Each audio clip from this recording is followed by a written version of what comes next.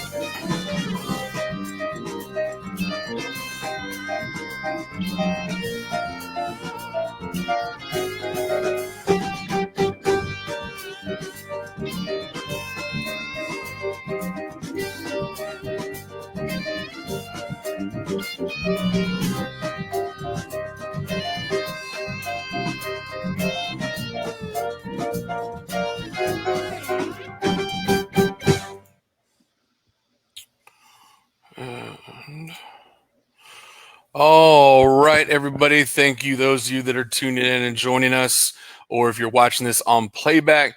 This is Texas Soccer Live, episode 37.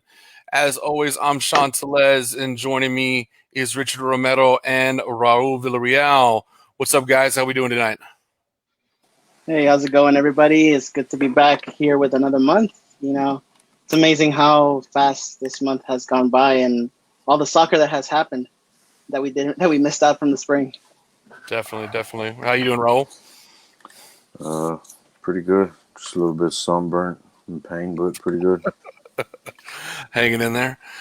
Well, guys, we got quite a bit of soccer to talk about this evening. So if you're joining us on playback, you kind of see scrolling at the bottom. We got kind of a rundown. First of all, make sure you're following us and you're liking stuff on the Facebook page, Twitter, YouTube. All of it's at Texas Soccer Live.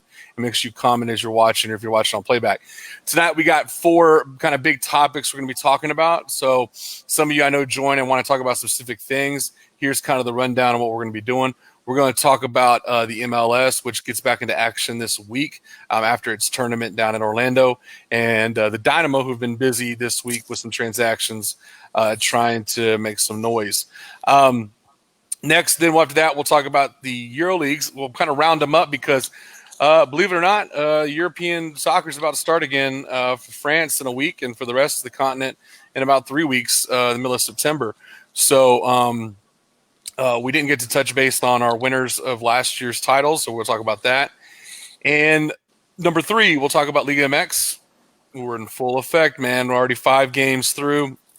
Week 6 already starting up this week. It is going fast and furious, so we'll talk about Liga MX. And then finally, the topic that a lot of people probably want to talk about and is going to be interesting is we're going to talk about the UEFA Champions League. European Champions League is down to the Final 4. And needless to say, it is not the Final 4 that any of us predicted, with maybe the exception of a team or two, but definitely some shockers there. So if you're our European football fans, the second half of the show is for you. But let's go ahead and jump into things. And I want to get y'all's reaction before we start talking about the season. Just overall, last time we met, we didn't finish. The tournament was still going on in Orlando. Just kind of what y'all's impressions were overall now that we can take a step back, and how takeaways, good, bad, pros, cons, successful, not successful, your thoughts on the MLS kickstarting this post-COVID, well, still COVID, but getting back into the swing of things and playing in the bubble in Orlando. So, whoever wants to kick us off, what did y'all think about the whole thing overall? Well, I'll let you go, Richard. All right, thanks, Raul. Yeah, I mean, I think for me, like, it was first off, it was really good that, you know, we were able to have the tournament back and have all the teams play, and just because they hadn't seen any action back in March. So, and at the end of it, two teams ended up dropping out, right? So it kind of equaled the playing field for all the teams, all the clubs, and they didn't really have to do much of like altering the standings for that. As for the final match itself, I personally didn't see it, but I mean, I think for me, just having Portland and Orlando play off in that final match, I mean, those were not two teams that we were expecting it to make it to the last game, at least when the tournament was announced. Especially because Orlando, since the Orlando Pride didn't play for the women's NWSL match, I didn't expect Orlando to play. I mean, even though the tournament was being held there, so it was really shocking to see them play at the final. But it was no surprise. I think Portland over the years have shown how much talent that they have in their locker rooms as well, not just in their first main squad. So it's no surprise that they won. Yeah, important to point out that, you know, for Portland, what people forgot, what does this tournament mean? For Portland, they just locked themselves up a CONCACAF Champions berth by winning that, and I think it was about $300,000 to first place. So some nice general contract money to continue building what is already a strong franchise. So nice little prize for them. Raul, what did you take away from it? I guess the way that it happened, like in a month, it kind of looked like it was just like another preseason type of thing. You basically had your guys. It kind of was like another like a longer preseason because they only got to play like 1 or 2 games. So it's basically like they played 1 or 2 games, and then this long break basically got them like they touched up on what they noticed from the first 2 games, and then after that they were like, all right, let's make some changes and see how it goes. But I mean, your normal teams played well. There was a few that kind of were upsetting. You normally see LA Galaxy up there. LA Galaxy was a flop. New York City FC, they're also a strong team, a flop. Surprisingly, Minnesota was pretty strong for me, and Cincinnati was strong for me. I didn't expect that. Your Red Bulls in Atlanta, they were actually a flop. Seattle's always going to be up there. I mean, they always have a solid team. LA Galaxy was a disappointment. You didn't win any games. Chicharito, I mean, was a flop. LAFC did good even without Vela. They have a solid team, though. I mean, it's not just him, but it's a solid team. And yeah, I mean, to me, it just looked like it was an extended like preseason run. See, let's make some tweaks, and then now they have to look forward. Except for Dallas, Dallas messed up. Too many COVID stories over there, so they couldn't play. Yeah, I mean, interesting story with Dallas. I mean, both them and Nashville. Well, Nashville, who had just barely started as a franchise, both teams knocked out because of COVID. Though they've played 2 matches so far. They played last night, and they played the night before. I think they each took 1 match. I know Nashville took the first one, Dallas took another. But basically, yeah, they played each other a couple times to make up for the group stage games that they didn't play in, because you know those group stage games did count. The 3 that everybody played are counting towards the point total for the league. Yeah, I agree with you all a lot. That I think that, you know, a lot of it looked a lot of preseason, especially in the group stage. But it was funny. I did see a lot of teams turn it on when they got to the knockouts, especially when it got to like the final 8, when it got to the quarterfinals. Those teams actually like, oh, wait a minute, can actually win something legitimate out of this, and they seem to ratchet it up. But I agree with you. I think overall, I think it's going to be a big advantage. Those teams who got out of the group stage, I think it's a huge advantage to them as they start up this week, getting more action on the field. Because, the Dynamo came back and, for example, have been playing some friendlies and played Rio Grande, but that's not the same as playing another team that's first division. So, be interesting. Correct me if I'm wrong, but the points that they racked up in this tournament are also added to their points for now, right? That the season's about to start. Correct, just the group stage game. So let me kind of give you all an overview, and we can talk about going forward. So basically, every team gets points for 5 games. The first 2 games before COVID kicked in, and everybody gets credit for the 3 games that they played in group stage. They do not get the points if they went beyond the group stage to the elimination games. Dallas and Nashville are making that up because they've been playing each other several times. They'll play an extra game. The plan right now is to have the whole league come back and play 18 games. So you add 18, plus the 5, it ends up being a 23-game season. 10 less than usual, 11 less than usual. They're phasing it in. So they've only announced the first 6 games. Everybody's getting 3 home, 3 away. They've intentionally scheduled people that are regionally close. So we'll play Dallas twice. We play Sporting KC twice, and I think we play Colorado or in Minnesota or something like that. We play within our kind of geographically closer. We're not playing any East Coast or West Coast teams. So that's the plan going forward. If that goes off successful, they'll continue and we'll play full 18. And they say that'll result in a full playoff with top 7 from each conference getting in. So like I said, games pick up already this week, and let me start having that scroll some of the upcoming matchups. Like I said, Houston will be back in action this Friday, but right off the bat, you got a lot going back to regional rivalries. You got Red Bulls in NYC, Columbus, Chicago, Cincinnati, DC, Minnesota Sporting, New England, Philadelphia, and then Houston, Dallas. We got a few more after that I'll put up in a second, but that's basically where we're going. And for your Dynamo back here in Houston, a lot of signings. And so I want to get y'all's opinions on what they've been doing since they left the bubble. 2 interesting moves, and I'll get y'all's opinion on each. Number 1, the Dynamo have signed a total of 5 players that are under 20 years old, either signed or brought up. Nico Limoni, who was already up there, Marcelo Palomino, Daniel Rios, Juan Castilla, and they just signed Ian Hoffman, who was playing in one of he was on the U20 team. Juan Castilla, for example, is 15 years old. There's this youth movement going on. This is clearly Tab Ramos doing this.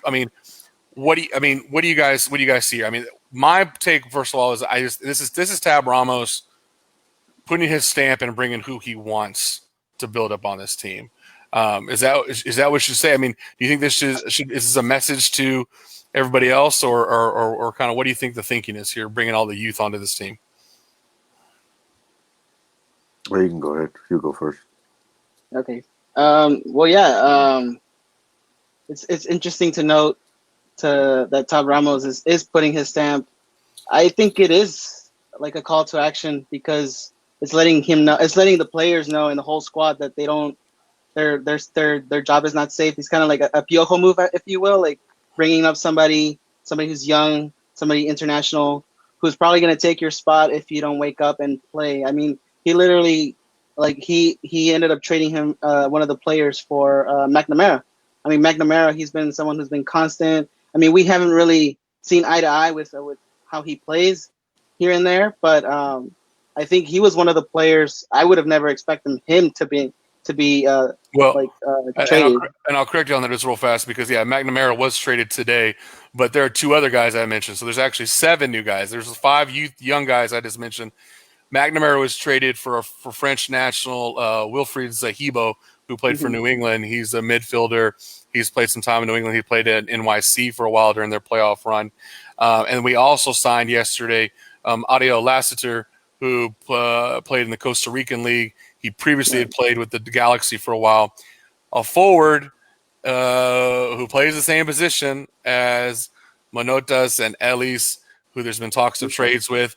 Zahibo's coming in for Zahibo is basically another Boniek Garcia defensive mid, and so there's talks of replacing him because he's getting older. And then on top of that, these 5 young guys play all over the field. If you look at this group, you got some forwards, you got some midfielders, you got a defender in there. So he's pulling in new blood at every level. I mean, defense all the way up to the top. Some people on social media have been suggesting that this is also he's going to be changing the tactics. They're talking about a different lineup. They've been talking about going to a 4-2-3-1 was the latest thing that I've seen, based on the personnel that he's bringing in.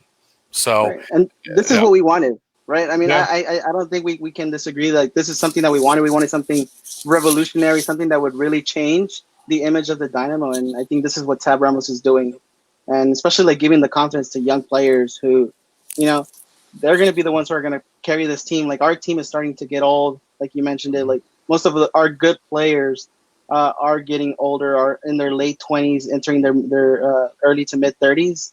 And like, while we know that's still not old, but like in soccer, it is an old age. We don't have many of those like young 20s or older teens, and he's bringing those in. Definitely.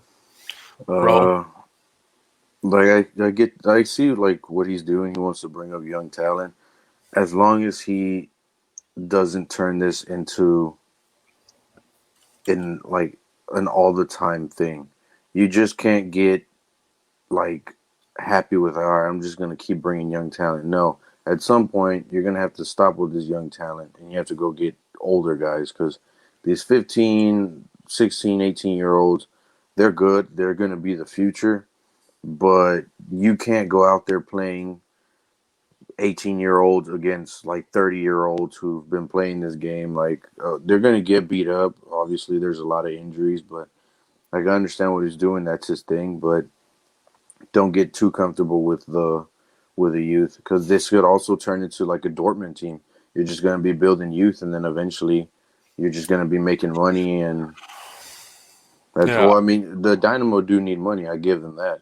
They need a lot of money, but we see how it plays out with Dortmund and Bayern. They're like, oh, let's get money from them, and then it's like saying like Dallas were to buy our players, and it's like Dallas gets big, and then Dynamo's just like, oh, well, we're just making the talent good, and then you guys can have it. Like you got to work in some older players. I mean, I hear what you're saying. I mean, on that regard, and I agree with you. But I also think that, I mean, this is Tab Ramos, a new coach coming in, and this is exactly why he was hired, was to revitalize this program from the youth up. I mean, there's no doubt. I mean, using the baseball metaphor, our farm system sucked. I mean, we were just, our prospects, they were not there.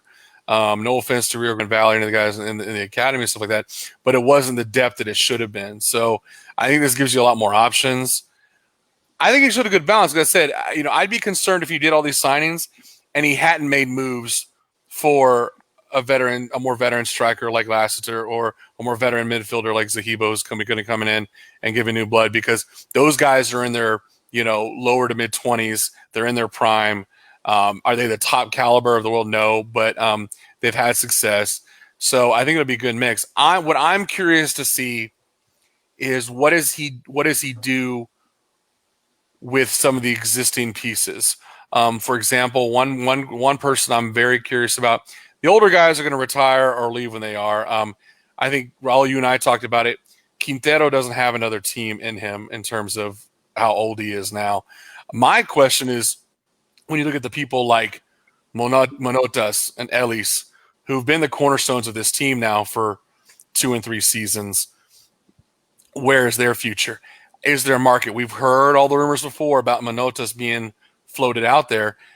Is this, if Ramos can get a good deal for him, will the Dynamo let him pull the trigger?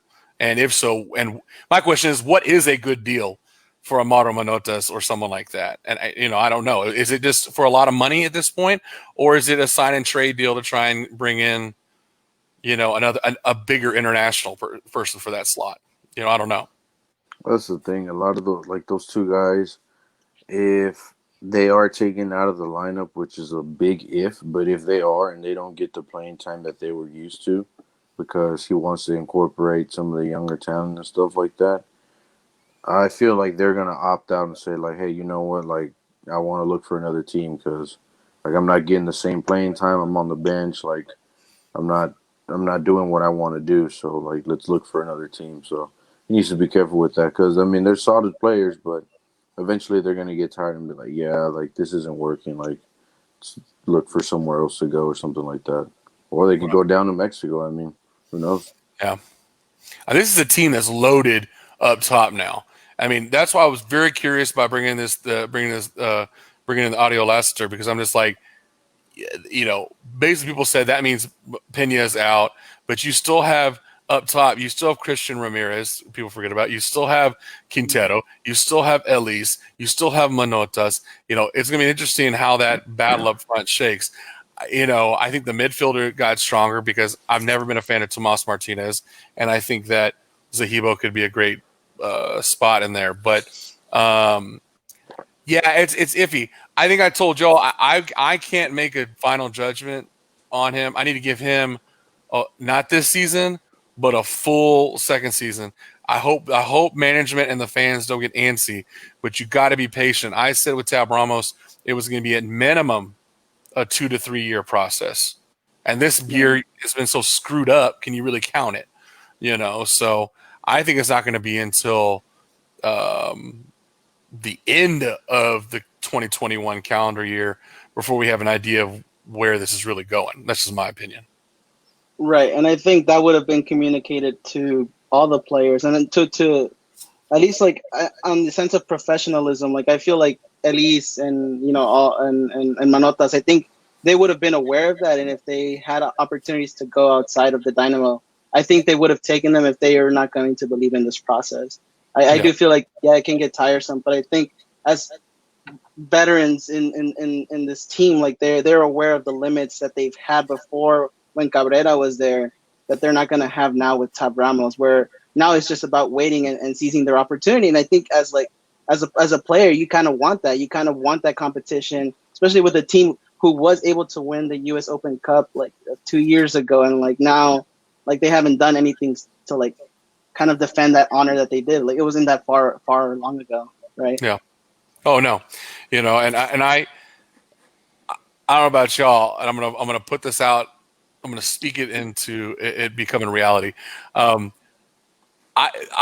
hope, I would love. I know it's not gonna happen, guys, but I would love, and we'll talk about this later when we talk about European teams. With all the shakeup going on in Europe with some of these teams, I would love it if the Dynamo, because the MLS is going to benefit in some way. At least a couple of these guys from Europe, when these teams are being shaken up right now, because it's awkward for them coming out of Champions League and all this other stuff. There are going to be some more internationals who find their way over here.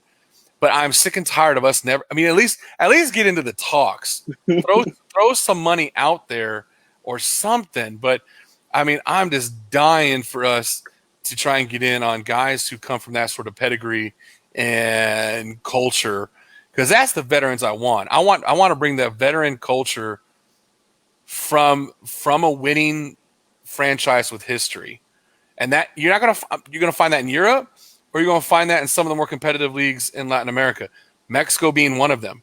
But the more, no offense to Ariel Laster, I'm getting tired of us being like, I feel like we have scouts who all they do is go to Central America. Like, no offense to fans of Costa Rican and Honduran and El Salvadorian football, but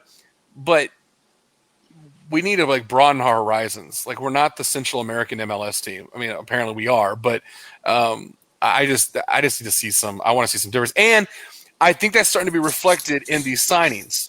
You have a French national, Ian Hoffman, who played a little bit in the Bundesliga when he was in the academy. So he came up in not Dortmund's system, but he came up in one of the other Bundesliga team systems.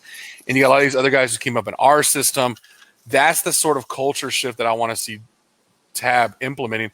I just hope the ownership doesn't get in his way. So, right.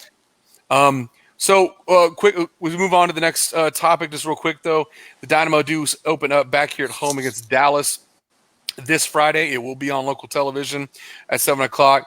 Then they're going to go on the road against Sporting KC on the 25th. They're back here against Minnesota on the 2nd, and home against Sporting KC on September 5th. And then they finish with 2 road games against Colorado and Dallas. If everything is going well by that point, that first week of September, then they will announce the remaining 12 games, which will probably be, I think they said they're keeping it to the same conference. So if they expand, it'll be mainly, you will not see them playing any Eastern Conference teams, I do not believe. So, and by the way, on MLS news, Austin FC is still on track to come on for next season. And, they've delayed the others. So Sacramento, Charlotte, St. Louis, it all got pushed back a year. So we'll see 2 of them come on, or 1 of them in 2022 and 2 in 2023. So that was the latest update from the league. Shift gears. We didn't get to talk last time we were on. The leagues were finishing up.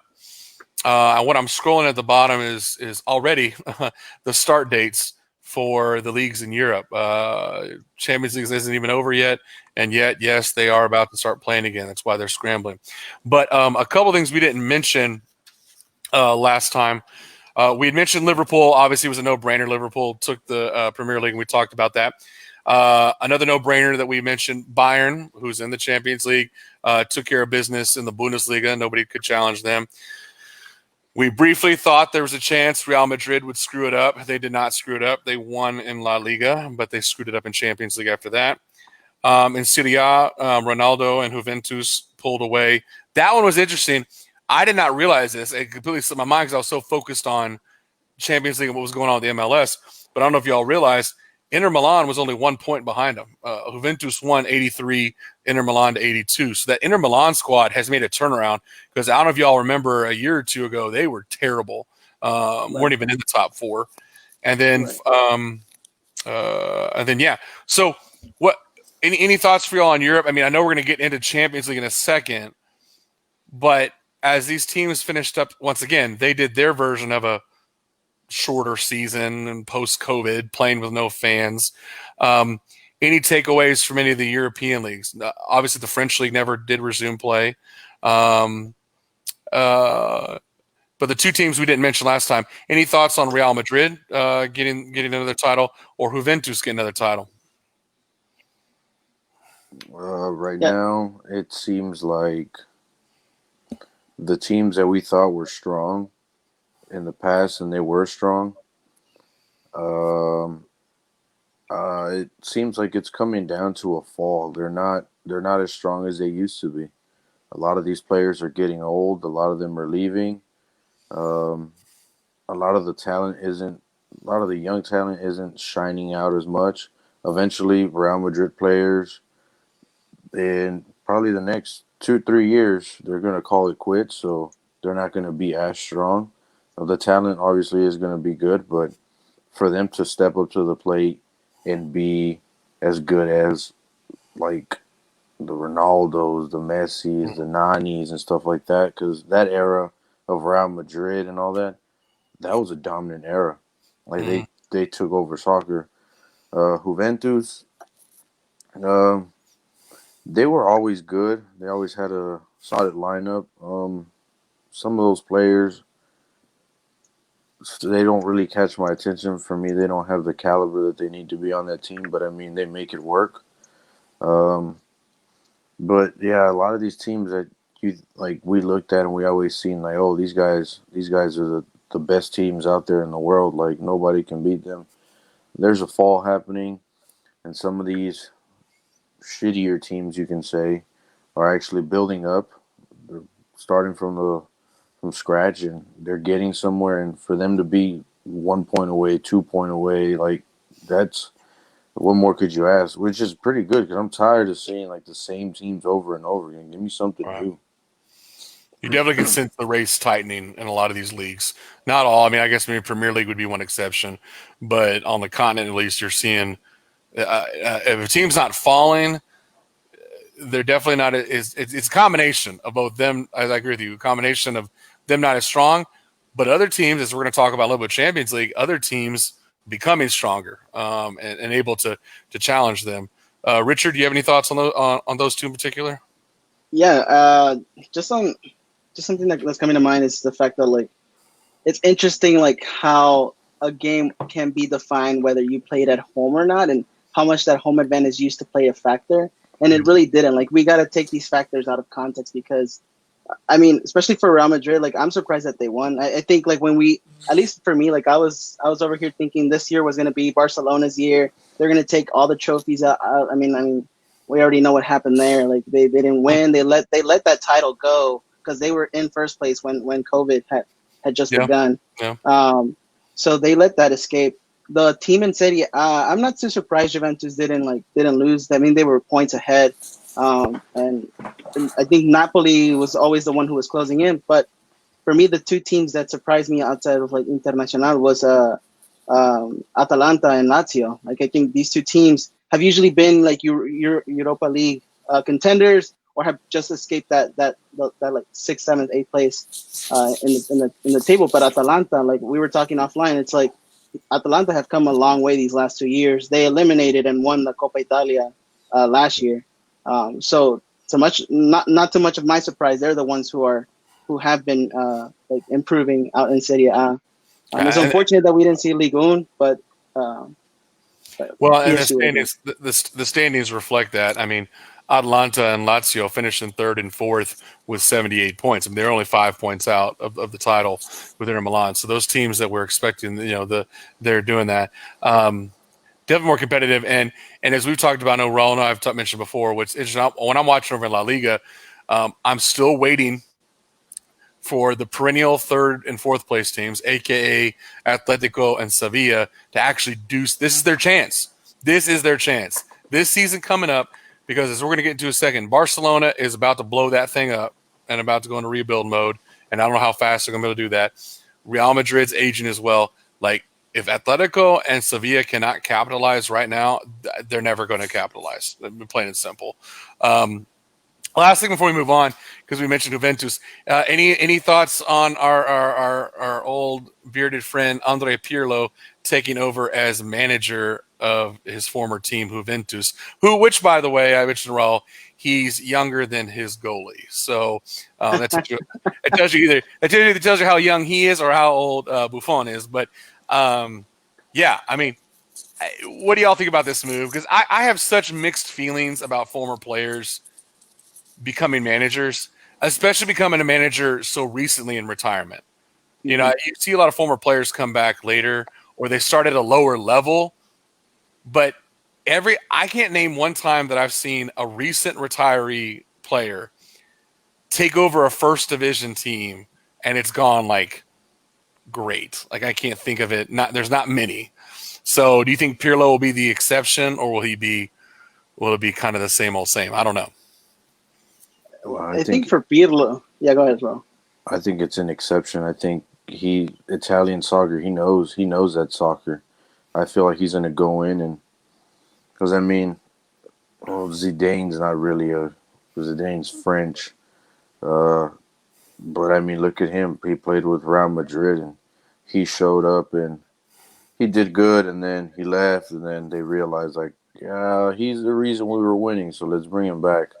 But I think Pirlo, I don't know, just watching him in like the World Cups, over the past like couple World Cups, he's a solid player. He knows Italian soccer. I mean, I'm pretty sure he knows the in and outs of it, and he also played a little bit of like newer soccer. So I'm pretty sure he knows how to implement it and like add it to the lineup.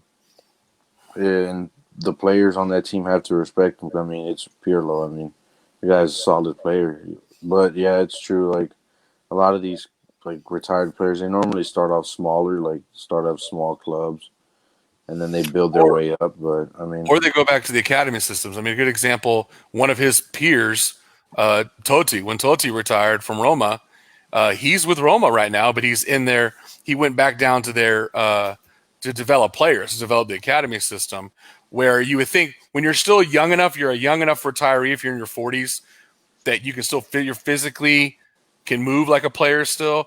I feel like those guys are the more beneficial down there where they can mix it up with those players and still literally pass on some of the physical skills versus when you're older, it is more from a tactical head perspective. But once again, I hear what you're saying with Pirlo. I mean, like I said, there's always exceptions. And so Right. I just don't know. We don't know his tactics because he's a player. You know, he hasn't been a tactician before. Well, I mean, I don't know about that, but I do think that like there's two players that come to mind. Pep Guardiola in his time, I think he had just like finished his career like back in 08, 07, and then he went off to coach Barcelona, and you know that happened. Lampard, I mean, he's been an older player for a while, but he recently retired from what was it, New York City FC like 2-3 years ago, and now he's over at Chelsea as a head coach. So I do think there are a couple players who are the exceptions. I personally didn't know about Pep Guardiola and his history, but at least for Frank Lampard and Andrea Pirlo, like these are players who weren't just like players. They were also like the key captains, even when they weren't captains of their national teams and their clubs. So I think having this, I was starting to feel when you mentioned the fact that like they're able to pass off something to the younger generation. I think that's where the younger generation is going to miss out from Andrea Pirlo, is having Andrea Pirlo coach them. Because I think Juventus could do fine with any coach. I mean, they've won a couple trophies. They're a top team. What else do they need, right? Yeah, I mean, I'll be curious to see what happens with, there's already the rumors starting with Ronaldo and like, is he going to stay or is he going to go to Barcelona of all places? But yeah, right. I'd be curious to see how he handles the personnel that he has. Like I said, it could be pretty easy if you got that talent. You can really put anybody in there, and it's like, they're okay. But when you're really challenged, so interesting. All right, let's move on a little bit closer to home. Let's talk Liga MX. We are in the thick of things. I'm putting up the current top 12. I think I got on there. Yeah. So I'll turn it over to y'all and think y'all general impressions. We haven't, when we last had our last show, I don't think Liga MX hadn't started. I don't think so. So, it definitely started. We're 5 games in. It's going fast and furious. Averaging about 2 games a week. There are some breaks coming in there where it's only a week, like usual, but they're cramming in this full season to make it happen in time to have normal playoffs. So right now, if you look at the current standings, after there is 1 game tonight. Leon and Tijuana are facing off. That will have some implications on the standings if Leon wins. If Leon wins, they can go all the way up to 3rd place. But as it stands right now, Club America has 10 points in first. Cruz Azul with 10 points as well in second. We got 2 teams with 9 points. That's Pumas, then Toluca. Tigres is in 5th place with 8. And we have a bunch of teams with 7. Querétaro, Puebla, Chivas, Pachuca, Leon, all sitting at 7. Monterrey with 6, and then a lot of teams with 5. And the lowly one of this year so far is Atlas with only 2 points. So before we get any details or anything you guys want to talk about, let's look at the league level, general impressions, how it feels to have Liga MX back, and how you think that it has unfolded now that we're only a quick 5 games in already. I'll let you go. Awesome. So just my overall impressions have been like I'm surprised. I'm surprised just at how like even this whole tournament has been. And I mean, it also just speaks to the circumstance that we're in with COVID and just like keeping player safety first and prioritizing that. And I don't know if it's something like sociological or what it is, but the fact that we're seeing like clubs like Monterrey, León, Pachuca, Guadalajara just so low, and even like I mean, like I know Mazatlán is like a relatively new team, but they were Morelia before this. Morelia had been in the top team, had been one of the top teams, and they're not even up there. Like it's interesting to me. I don't know like how much like I want to count this tournament like as a legit tournament, like all the tournaments to be honest, like just because it's weird. I don't know like how else to say it, but it's just weird to see like this tournament unfold and just like the teams playing, but like not necessarily like putting all the 100% in there. Like I don't know if you agree with me, Raul. It's just been a different tournament. Like just seeing the highlights as it is. Um, I think it's pretty normal to me. Besides just adding 4 extra teams, um, but I think it's pretty normal. The only thing that's not normal is just this weird ass schedule that they have. I'm not a big fan of it, but I mean, Data's majority of the time their games are on a Saturday, so I mean I don't mind Friday, Saturday, or Sunday. It's rare. It's like one or like a few games that they have during the week. I don't mind, but um, the reason it feels like it's not a serious tournament is because it's the fans that make it feel real or not. That's the thing that like adds to it. But to me, it's normal. It started when it was supposed to start, um, and then it ends when it normally ends. The final, I believe, is sometime in like December or so, like the Mhm. like beginning of December. But I mean, yeah, it's normal to me. Your normal teams, if we're counting the eighth, although if we're not counting like the 4 extra teams, I mean it's your normal teams that are up there, except for uh, Puebla and Chivas. Those are iffy. But I mean, yeah, I mean it's normal. I think it's going well. Some teams are not happy, and some teams are just like barely being added and getting in like their first normal season, not that little crappy thing that they had like last month. But Mhm. I think it's a good start, and hopefully this will be the last time that we have a season where there's nobody in the stadium. I really want to go back to Mexico, but yeah, I mean I think it's pretty normal.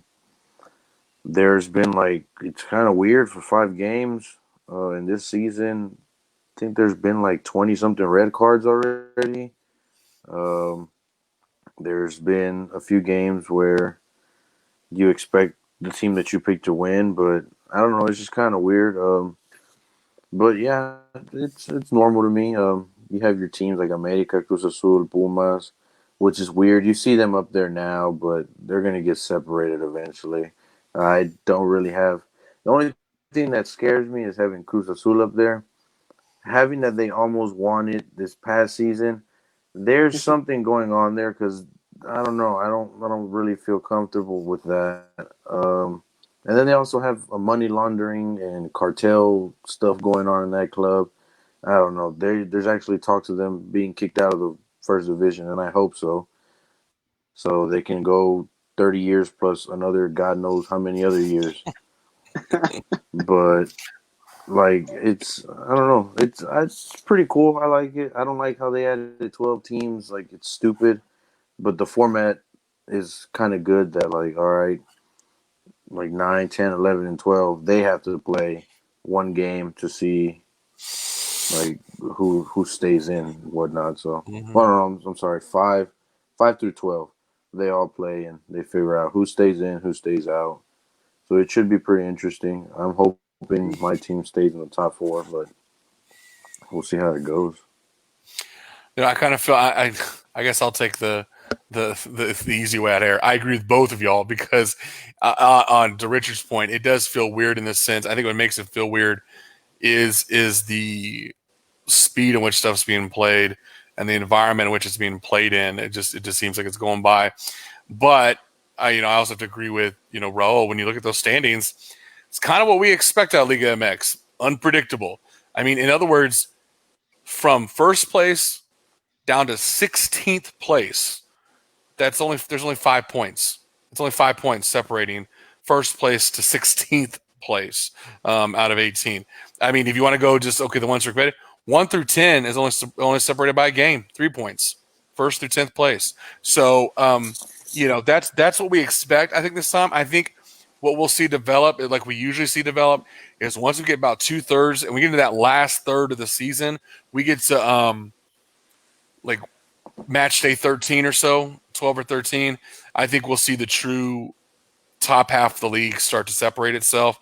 But I agree with both. I think it feels weird to them. Therefore, it's going to take longer for some teams to get going.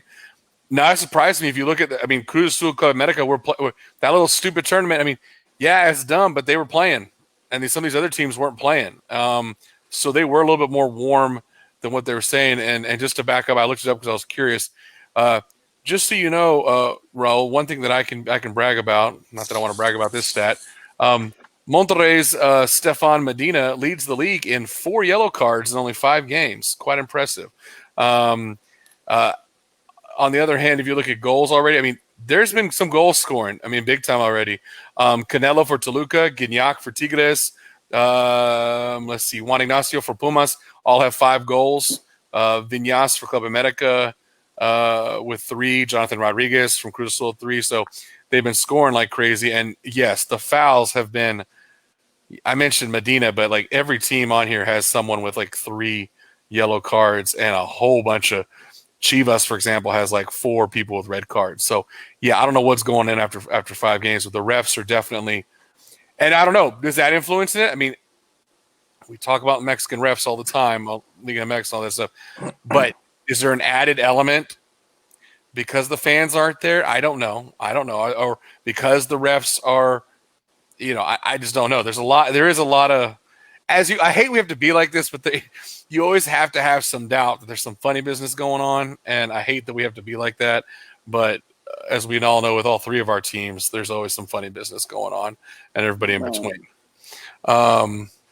Let's see what else we have. So there is one game tonight that we'll see. Looking ahead, upcoming matches, some interesting matchups this week. What was I looking at? Sorry.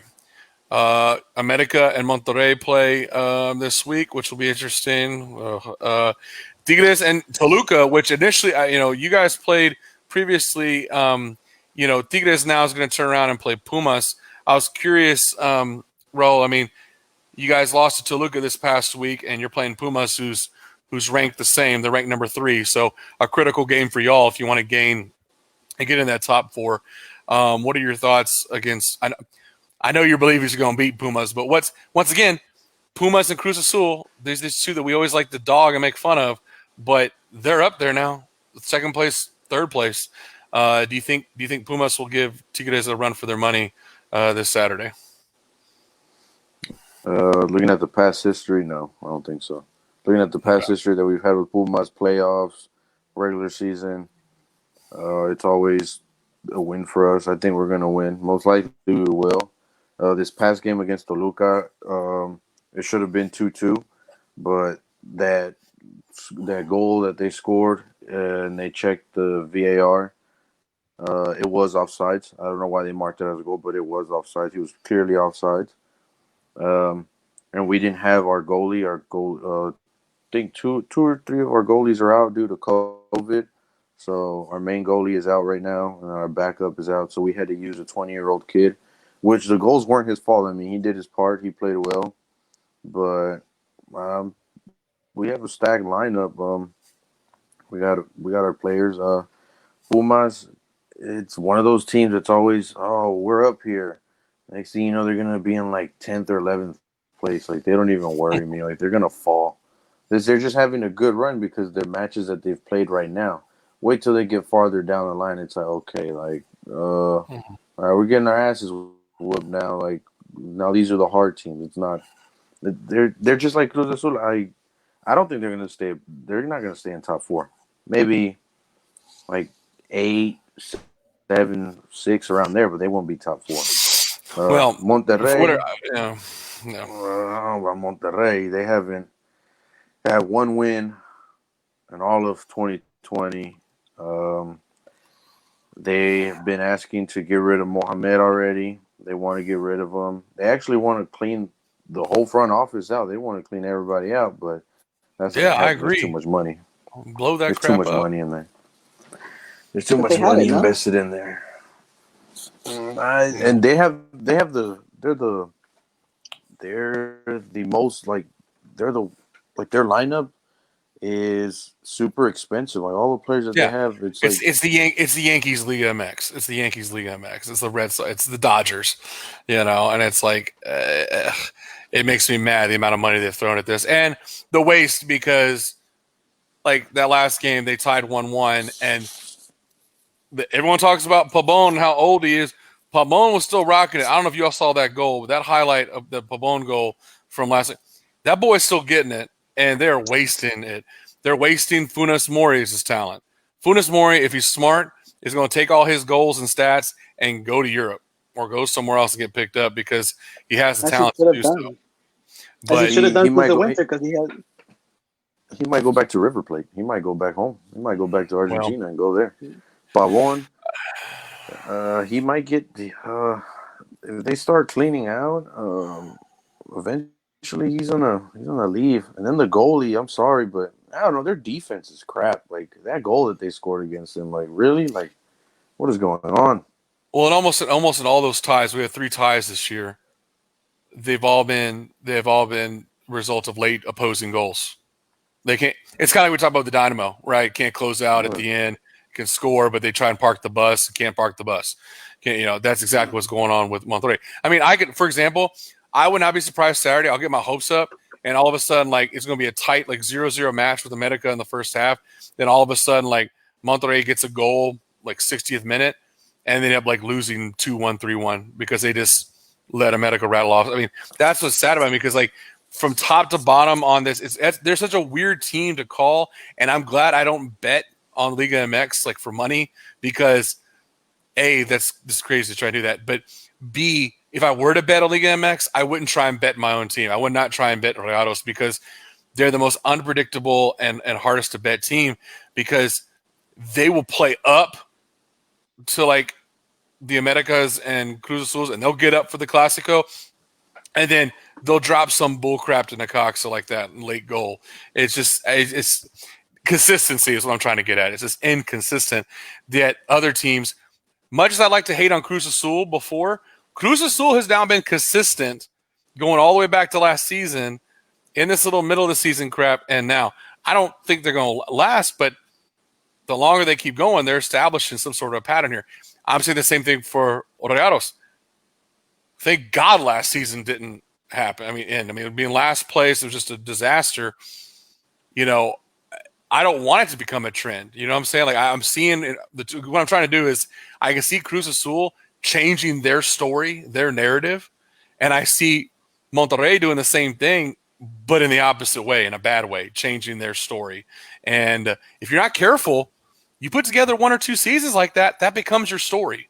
And that's what scares me with the Rayados is they can't get their act together at least to get somewhere in the mix for this season.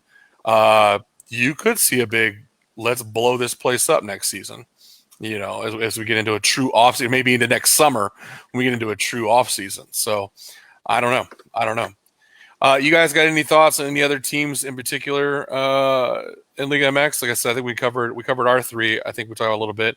America, as always, out to the usual start. Nobody else has really surprised me. I am curious to see out of because we always have this, the Querétaros, the Pueblas, the Pachucas, they're always hanging around in the middle. I'm always curious to see which one of those can actually get out of the middle. They're all sitting there as 7 right now. Querétaro still continues to impress me because they've played well last season. I think they can make it into the playoffs again. But it'd be curious to see. Yeah, I don't know. Yeah, I mean, something that I think, and I just sent you a link about this, but something a lot of the players are going to start thinking about is that the World Cup is happening in 2 years, which means preliminaries and everybody's going to try to look good for their respective national teams. We know, at least for the 2018 World Cup, we had a lot of Peruvians, a lot of Ecuadorians, a lot of South American players shine bright in Liga MX and do really well in the World Cup. So at least for the men's World Cup. And so can we expect the same kind of intensity happening these next couple of tournaments or because of COVID, is something going to change? Yeah. And I also wonder, I'm glad you mentioned that, Richard. I wonder what it's going to look like with that World Cup being in December and not a summer World Cup. That means for Liga MX, at least, that's going to be at the end of another season that normally wouldn't be played. They would have been at the World Cup, then gone into a season. So I'm curious that's going to look for a lot of players because as players are weighing their options and where you're going to be playing, not be playing, if there was a whole other curveball, the fact that the World Cup's going to be played in the winter months, essentially, and not in the summer. So the preliminary rounds for the CONCACAF are starting this Wednesday for the Men's World Cup. So we're going to find out. Obviously, we know that in this bid, U.S. and Mexico are probably not even going to be there. So we're going to start seeing the islands and like some of the Central American teams starting to play. But it's crazy how we have it here in the CONCACAF side of things. But yeah, I mean, Liga MX, it's just going to be interesting for Club America to see if they can maintain this. I already started seeing them like going down, not maintaining their same like level of play. But who knows? Who knows? Like you said, we got to wait till the 2/3 of the tournament has gone by, so we can actually like see who's going to be on that top 4 spots. I'm telling you, match day, was it Rose? What is it? Match day 12, we play each other. Wait for match day 12, Clasico and Nuevo Leon. You'll know where everybody stands after that. That's all I'm going to say. So, match day 12, September 26th. There you go. That weekend, that's when we'll know what's going on. All right, guys, let's move on to our final topic. I think the one that has definitely caught the most attention recently has been the Champions League. A lot has happened, and it has been interesting on how it has happened. Let's get us up to speed. I guess we'll go from the top real fast since we first met. When Champions League was resumed back on the 7th, so not too long ago, 10 days ago, half of the round of 16 second legs still had to be finished. And so those were the first games that we saw played out. The first one we saw, and I'm gonna put out all 4, and then let me get y'all's thoughts, and then we'll move on to the quarters, get y'all's thoughts, and we'll move on to the semis. So the first round that we saw were 4 games to finish off who gets into the quarters. We saw Man City beat Real Madrid 2-1, knocked Real Madrid out. We saw Juventus win the game, but on aggregate, because of the away goal, Lyon from France ended up knocking out Juventus, which is our first big upset. Barcelona took care of Napoli to advance the quarterfinals 3-1. And Bayern made Chelsea look like just a little kindergartner with a senior in high school kicking their butt, beating them 4-1 for an aggregate 7-1 win. So for me, when I look at that, I'm not really surprised. The 2 things that stand out to me, and I'll turn it over to y'all, Lyon from France was we'll talk more about them, more of a surprise, but them being able to pull off all they needed was 1 goal. For me, I believed more in Lyon after what I saw in this last round. I still wasn't, believe it or not, even though they knocked out Juventus, I wasn't sold on them because I thought that was more of Juventus losing, them losing than Lyon winning. And what I mean by that is Juventus knew they knew what they needed goal-wise. And so I'm not having a problem with them giving up that goal to Lyon and giving them 1. But the fact they know in their head they need 3 goals and they already got 2, and maybe it's a compliment to Lyon's defense, but the fact that they scored in the 60th and they knew, and they had scored in the first half, they had 30 minutes to get that goal. And Juventus couldn't get a goal in 30 minutes.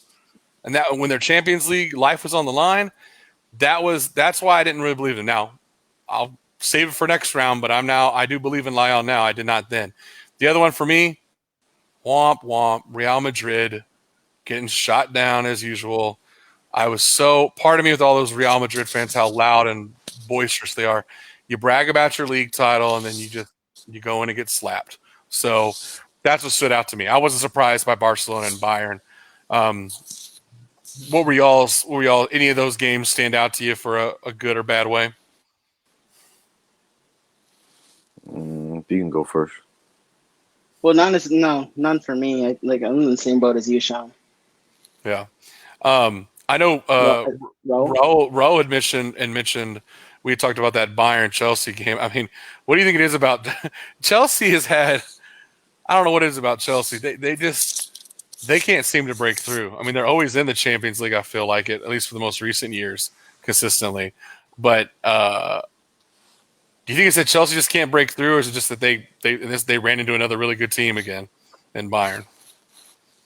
Well, Bayern is just a good team. With Chelsea, they always run into this wall. They don't have the players that they need. I mean, it seems like they're just so caught up on like one or two players that they think that they're gonna run the table, but no, like you have two players. Hmm. Bayern has all 11 players that are top notch. Like that's one wall that you're not gonna get through. Like Yeah. um, Bayern and Chelsea, I expected that. Um, Real Madrid, I knew they were gonna lose. I already knew they were gonna lose. Um, Man City's a strong team, but Real Madrid isn't that strong as it was before. no, and I think it's indicative. I mean, yeah, that's we have a whole thing about La Liga because I think La Liga is about to see some big changes as a league in terms of who's in there. Speaking of that, let's get to the quarterfinals because in the quarterfinals here, I want to remind everybody, and everybody's watching at home, going to the quarterfinals, we had two La Liga teams and we still had a Premier League team. The last time, actually, I have not looked this up, so don't quote me on it, but I don't know if in my lifetime, definitely not in before since 2000. I don't remember a time watching soccer that there was not a La Liga and not a Premier League team that made it all the way to at least the Final Four. That was at risk here, and everybody at home knows what happens. What happened was the quarterfinals. We had Leipzig take on Atletico Madrid. Now, remember, the difference this year, and you guys, I want to get your thoughts on it. There are no legs. It's just single elimination because they had to finish in time. The quarterfinals, semifinals, and finals are one game take all. And it was played at a neutral site. Most of them were played in Portugal. I think there were several sites in Portugal they played at. But still, I want to get y'all's opinion if you think that played a role. So the results were Leipzig defeated Atletico Madrid 2-1 to advance, so knocked them out. The dark horse of the tournament, Atalanta, ran into PSG, and PSG struggled. PSG struggled, but pulled off the win 2-1 to knock them out. So now we have a French league team in PSG, and we have Leipzig in. They will be playing each other in the semis.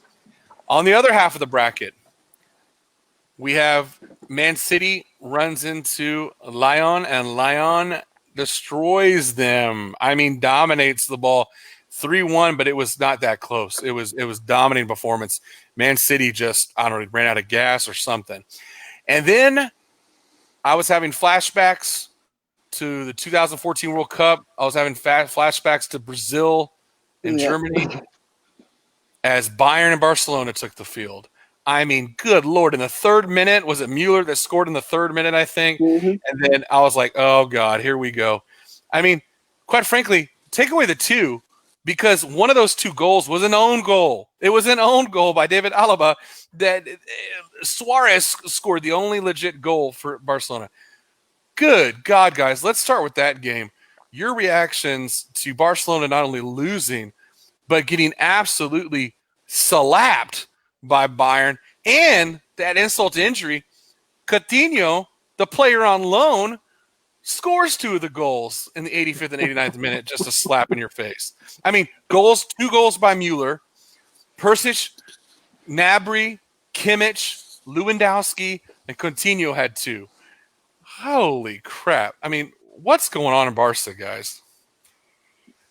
I don't know what's going on in Barca, but I do know what's going on in Bayern. And I don't know if you recall, but back in like August of last year, when they had that 26-4 goal or 26-0 match against like some like very low team. This is Bayern right here. Like I think Bayern has shown us that like they're back. I think if there was ever a doubt of Bayern leaving behind Robben and Ribery, that they were the backbone of the team. The team's going to go down from there. Like this without a doubt just shows us they are back, they are stronger, and they are here to make a statement. And this is, I think, the strongest I've seen Bayern. And I think that the last time that they were like in like these level matches was like 2015, 2013 when they won. So I'm officially like I'm a Barcelona fan. So I think for me, like it doesn't hurt that they lost. It hurts.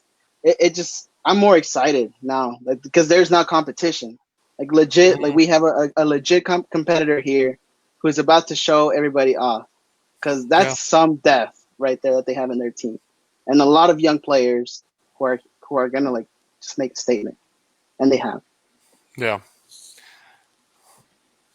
Raul, you Uh, got any thoughts on them I slapping mean, Barcelona around? I mean, I didn't expect it to be that bad. I mean, I've always known Bayern was a solid team. They've always been a strong team.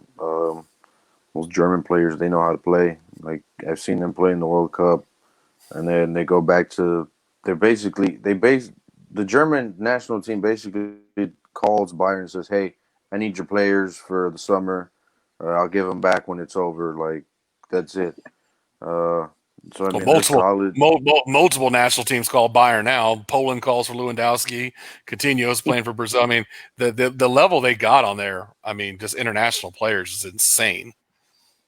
Yeah, but uh, here's the thing: how long are they going to keep that team together? Uh, Depending on how they do after this Champions League, if they make it to the final, if they don't, if they were to win the final, some of those players are going to get bought out. Some of them, Coutinho has to go back to Barcelona. The That's thing for awkward. Barcelona now, they're going to rebuild that team. The amount of money that they're going to make and the amount of money they're going to spend, that They team said is going to be stacked. there was an article. I don't know how valid it is, but I mean, it was from a credible source. But it's always rumors in Spanish football. I heard obviously they already canned the coach, the manager's already out, and then there's rumors they're going to can the whole upper management. I heard, and then this article said is that basically Barcelona's saying there's only 4 guys who are protected, everyone else is for sale. It was like Messi was protected, De Jong there were like 2 other younger guys. Everyone else was like a fire sale, like take them. I was like, holy crap, I don't know. I agree with you on the Bayern side. You know what? We used to say this a lot about some of these Barcelona Madrid teams, right? With all the talent they were loaded with. Yet what keeps them together? Winning these things, Champions Leagues. I agree with you. It's hard. If Bayern was just winning Bundesliga titles and no other hardware all year, I agree with you. These guys would not be as willing to negotiate. I think you'd have more issues. I think a lot of these guys are incentivized to be on a team that's going to win hardware. And right now, if they can clean up and say, hey, we can maybe do this again. Maybe we can take that. We're going to go to the World Cup of Clubs now. If we win this, let's win that. There might be some incentive for some of these guys to stick around. I do think there's some age. Mueller's one of them who comes to mind that is going to catch up. But these guys lock and load. And yeah, they'll lose the loan with Coutinho. But, I respect their management because their management has been brilliant at some of the moves and loans and acquisitions they've made. They've kept them competitive and at the top even through all these years. I mean, keep in mind, they haven't been this far. They haven't got out of the semifinals since they won it back in 2012 and 2013. So, Bayern has still been consistently up there almost every year. And I think players want to be a part of that. Barcelona has been, as much as we say that them and Real Madrid have been such dominant teams, for the last decade and a half, they're starting to crack. They're starting to have their ups and downs. And, I don't know. It's going to be interesting to see what they do. You saw Messi's body language in the whole thing. I just don't know where everybody's mind's at. And they were just despondent. I mean, that's the only word I could use to describe them. They just didn't respond. And that was they were defeated midway through the first half. When they were in the locker room, they should have just stayed in the locker room because you could see it from the footage. It's like, what are you guys even trying to do here? So, watch carefully because we're now on the clock. We got 3 weeks, 4 weeks until La Liga starts. I'm curious to see what sort of moves and acquisitions take place. Also, what I didn't mention is that speaking of a team that I call them, like the always perennial third place team. Once again, Madrid getting knocked out, Atletico Madrid by Leipzig. I also mentioned that because I think it's important to note. I don't remember the last time we've had 2 Bundesliga teams, or like this, a Bundesliga team other than Bayern or Dortmund up in the mix. And we would be saying the same thing about Atletico, right? Because if they had advanced, they would have been someone other than Barcelona or Madrid. So cool for Leipzig, lost opportunity for Madrid. Bayern not surprised by. All right, here's where I gain respect. Now I finally had to admit they weren't a fluke, and that was Lyon knocking off Man City 3-1. Dude, these guys are legit, and that's why I'm so excited. I'm calling them giant killers because they knocked out Juventus, they knocked out Man City, and now they're going to take on this giant known as Bayern. And we have another French league, German league matchup. We have French versus Germany in both semifinals. I'm excited about both. I'm more excited about this Lyon and Bayern matchup. What are y'all's thoughts on Lyon? Are they the real deal? Can these guys? I can't name you. Can you guys name a star on that team? I don't know the guys on their team, honestly. None whatsoever. Yet they appear to be doing this. So let's jump into that, and let me give y'all some stats. I want to get y'all some notable things and get y'all's takeaways. So for that Lyon Bayern matchup, just so y'all know, this is actually the 9th time that they're going to be meeting in competition. Bayern's won the last 8 meetings. So they've Lyon's ever only beaten them historically once. They did meet in the semifinals before. Bayern won 4-0. That was back in 2009, 2010. This will be the 12th appearance by Bayern in the semifinals of Champions League. Only Real Madrid with 13 has been to the Final Four on more occasions. So Bayern is now one more semifinal away from being on Real Madrid level. And like I said, the last time it's gone past semifinals is when they won it in 2012-13. Lyon manager Rudy Garcia is looking to become just the 2nd French manager to lead a French team to Champions League final. Last one was Monaco back in 2003. And that's the big thing. I mean, you're looking at these guys. The difference is stars versus Lyon's gotten to buy on tactics and team. I think I mentioned that manager Rudy Garcia because hats off to him. Lyon's not a bad team, and they compete in the French league every year. But I don't know what I've tried to go back and look at some of the plays. They're very they possess the ball well, but they just play as a unit. I don't know how else to describe them and how they're winning these games. They're just disciplined. They're disciplined units. They don't get rattled. They don't seem intimidated by any big team they play. I don't know what it is about these guys. I'm going to try and pull up their lineup. But what are y'all's thoughts? Can they do it for a third time? Juventus, Man City, or is Bayern just going to slap them around like they did Barcelona? In a difference to Barcelona. So I think like Barcelona wasn't that disciplined, and like you said, like their whole body language just showed that they weren't in the headspace to like win a match. Like when they did last year when they overcame PSG's 6-1 or whatever that was last year. And on contrary to that, Lyon, like you said, they're disciplined, and hopefully this discipline. I don't know. This is the thing with football. It's like it's unexpected. Like we can sit here and predict like what's going to happen, but I think it's the classic of like you have the team who's always up there, who has the strength, who has the background, and then you have this team or the dark horse essentially, who is not just dark horse by chance but by discipline. It's something different. It's not like the miraculous goal that saved them and now they're off to the semifinals. It's like no, they beat a team who's solid as well, like Man City, and here they are. And one of the players that I did want to know is like Moussa Dembele and Memphis Depay, who are French players who, are not as known as compared to like over on PSG side of things. But I do think that they do bring that. I guess like when I was talking about the Dynamo, like this is how I envision the Dynamo, where they don't have as many of big players, but they are a well-disciplined team. So yeah. They have to with their lineup. I was just looking back. I was curious if they did the same thing with Juventus that they did with Man City, and that's they play a fairly unique lineup, and that they play a 3-5-2. They have a solid stacked midfield, and they really rely on those defenders. They play Marcelo as their central defender who stays dead center, and they have this massive, like they just dominate the midfield. Both lineups they haven't changed. They've changed some of the players, but Ekambi and Depay have been playing up top as the goal scorers and forwards, and just kind of this almost like a tank in the midfield with these 5 guys that control that. So that has to be what wins the possession. Teams aren't adapting to them. Every team, I mean, they came out. Man City came out in their 4-3-3. With one guy playing up, Jesus playing up top. I mean, they don't. Other teams, I don't know.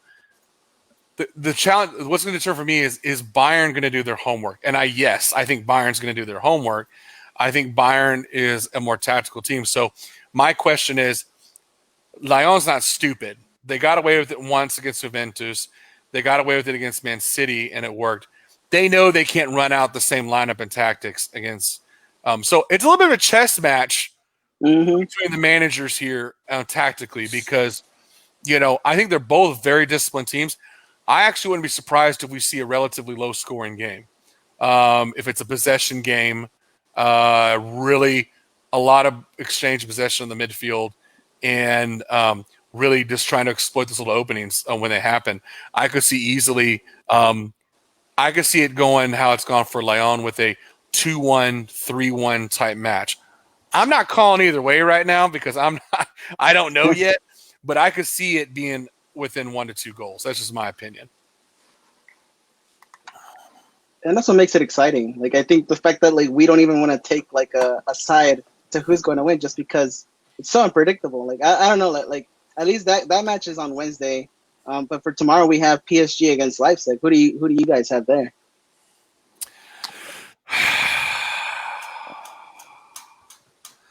I have to go off of what I saw in those last matches, and I saw Leipzig once again play a pretty disciplined match. It was a scoreless first half, and they finally came out. I mean, Leipzig's a team RB Leipzig can put you to sleep. Honestly, they'll put you to sleep as a viewer for a while, and then they'll come out of nowhere, and that's what they do to their opponents.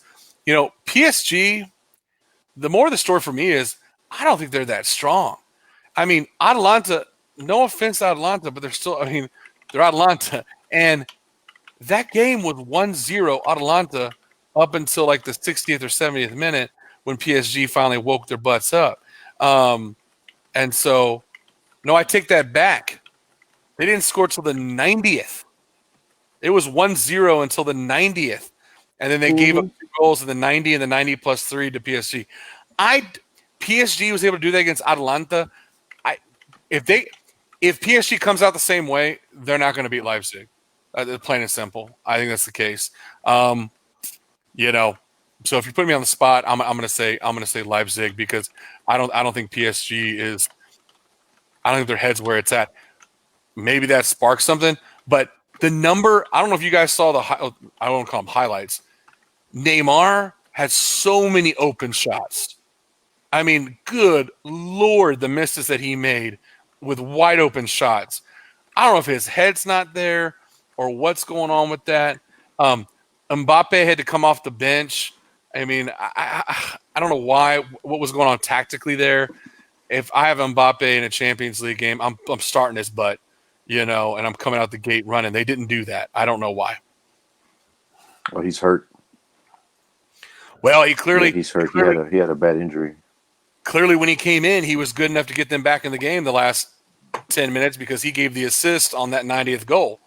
That's what I don't. It's like, how long were you waiting? I don't know what minute they put him in, but I'm just like, I know he's not the best, but if he was good enough to do that, you're in a do or die situation. So I don't know. Hopefully he's strong enough that he can maybe come again, but. If he is a sub again, that makes it interesting for Leipzig because they have to know that at any given time that they can bring Mbappe in, and he clearly is good for at least 15, 20 minutes. I think the final is going to be PSG and Lyon. I don't think Bayern's going to win. I don't give them a win. It's a French final. You know what? That's what I was thinking. See Bayern. I think it's either going to be. This sounds weird. I think it's either going to be an all French or an all German final, like one of the two. So I think tomorrow, if Leipzig wins, I think Bayern will pull it off. I don't know why. I just feel like it's going to be a country battle. So Okay. if PSG wins, it's going to be a line. I think that'll be kind of crazy because I said it's been a long time since we've had two teams from the same league play each other. I think we might have had it with Premier League teams before or La Liga teams play each other in the finals, but not from these leagues. So It's either going to be PSG and Lyon or going to be Leipzig and Lyon.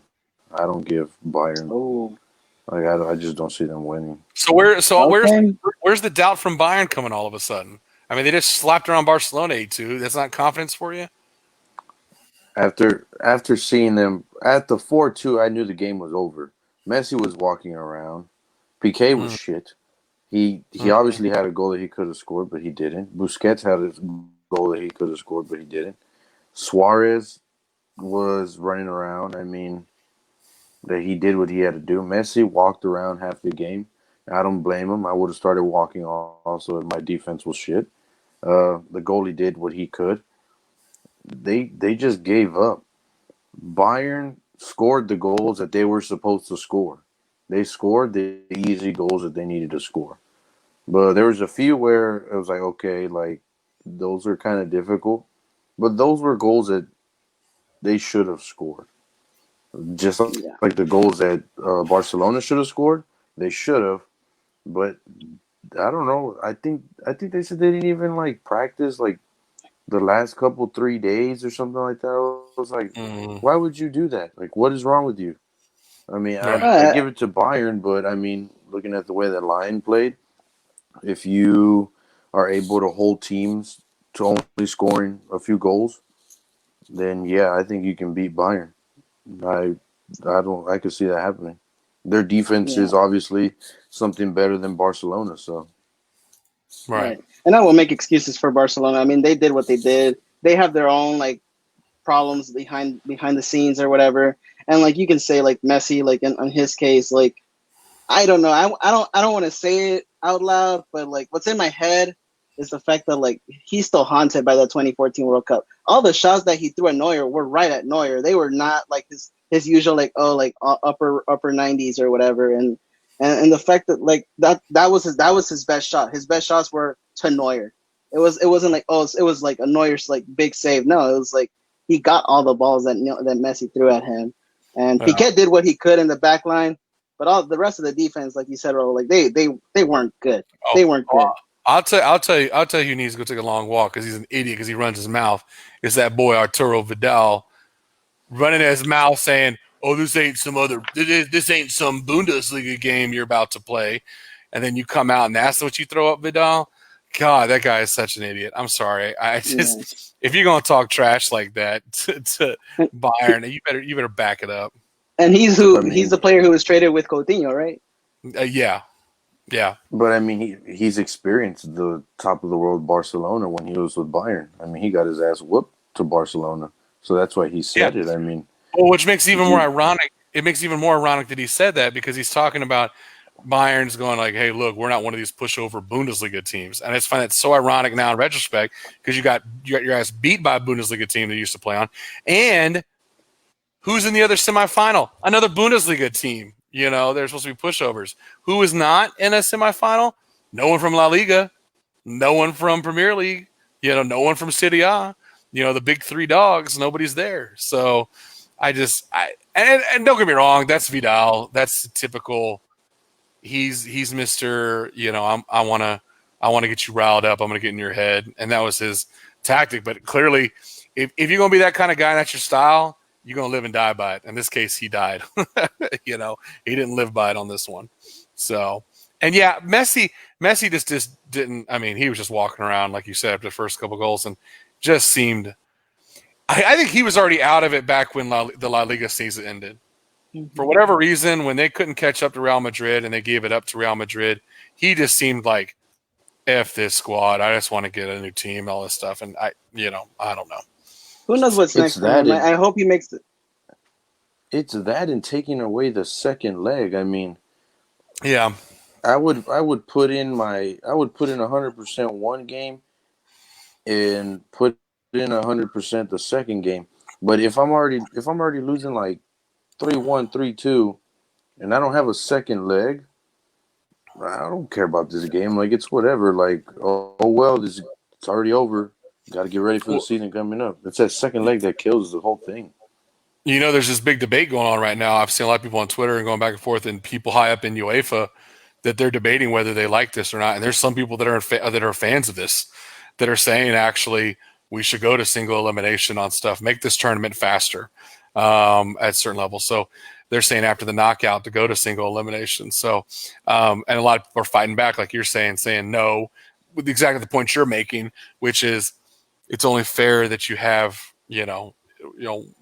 one game each in your home stadium, and that You're in that taking away environment. the excitement. You're taking away the excitement, and on top of that, you're taking away soccer when you could have had soccer, but you said no. Like, we don't want Right. soccer, so you're gonna have this empty space of soccer that, like, there's no soccer going on. So it's like the excitement is gone, and then extra soccer is gone. It's like, what are you getting at? Like, you guys just want one game and then have this break, and then people are crying like, oh man, I wish there was soccer on. Well, you could have had it, but you only wanted one game. Yeah, and once again, all the stuff we're seeing, guys, I think this episode is evidence of it. We talked about stuff in Liga MX. We talked about stuff in MLS. We talked about stuff now in Europe. Once again, we can't get away from the fact that COVID-19 has really effed up a lot of stuff in terms of, even though we're back and playing, stuff's not 100% the same. The flow is different. We only have one leg because of it. We're playing scrunched up seasons because of it. It's good to have the game back, but I don't think we're truly going to work this out until we get to a full uninterrupted season, which may not be next season because we're already starting that next month in Europe. So, well, guys, I don't know if you guys got any last bit thoughts, but just a quick reminder to the people watching that and watch this on playback. Lots of soccer coming up. You got Lyon and Bayern squaring off tomorrow, and then on Wednesday you have Leipzig and PSG tomorrow, Lyon and Bayern on Wednesday, both at 2 p.m. Those are definitely on TV. So see who makes to the finals. And the final is this Sunday, the 23rd, 2 o'clock. So right around the corner there. Liga MX, full swing. Week 6 starts up. I think this Friday. There's actually a break in the week this week.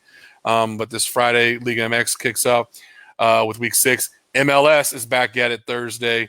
And as we mentioned before, the Euro leagues are now in their offseason, getting ready for them to come back. So lots of soccer is going to roar up again, and we'll come to you probably later in September when we're in the heart of a lot of that stuff for our monthly episode. So before we sign off, guys, you got any parting words, any last-minute thoughts, or are we good to go for this month? Just stay tuned because soccer is about to end and it's also about to start again. So just keep an eye out on that.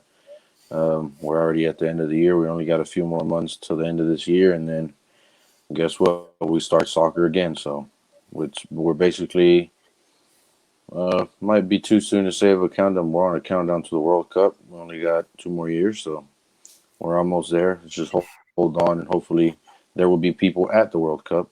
Well, we'll see. But yeah, I mean, just keep an eye out on all the soccer. There's a lot of stats. There's going to be a lot of movements, a lot of buys, a lot of trades. Deadline is coming up soon and whatnot. So yeah, just keep an eye out on that and keep an eye out on the page for all the news. Like and share the page. Tell your friends about it. Tell your mom about it. Tell your grandma about it. Tell everybody about it. Just like the page. And yeah, we'll set a new date for our show maybe sometime next month, depending on how everything goes. Yeah, for sure. Yeah, well, my message is en español para toda la gente que nos siguen aquí en Texas Soccer Live. Le queremos agradecer. Lo que estuvimos hablando hoy, ya lo pudieron ver en los topics que dejó Sean. Pero ustedes, ¿qué les ha parecido el fútbol ahora que ha estado ocurriendo durante la pandemia? ¿Qué les ha gustado, no les ha gustado? ¿Es algo beneficial tenerlo o no? Y como hemos visto, las ligas en Europa, en México, en Estados Unidos y alrededor del mundo han sido afectadas por el COVID, que han distraído los horarios y cómo se juega el fútbol. Ya vimos en la Champions League, solamente hubo un partido de eliminación y ya estamos de vuelta. Como dijo Raúl, ya se está acabando el fútbol y ya va a volver a empezar. Así que ¿qué más nos queda que esperar y ver cómo se adaptan todos los jugadores y las ligas alrededor del mundo?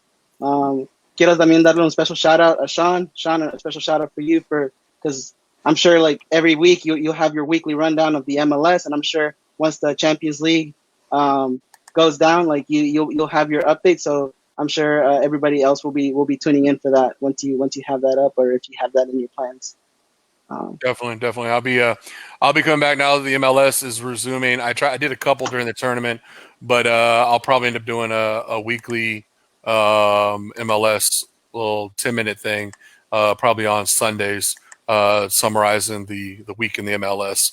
Probably starting maybe this Sunday, but definitely next Sunday. So, all right, y'all. Well, we appreciate everybody tuning in. Once again, remember, follow, like, share, subscribe, everything at Texas Soccer Live on Facebook, on Twitter, on YouTube. We appreciate y'all tuning in and watching and supporting us as always. So, as always, I'm Sean Tellez with Richard Romero and Raul Villarreal. Texas Soccer Live. We are out.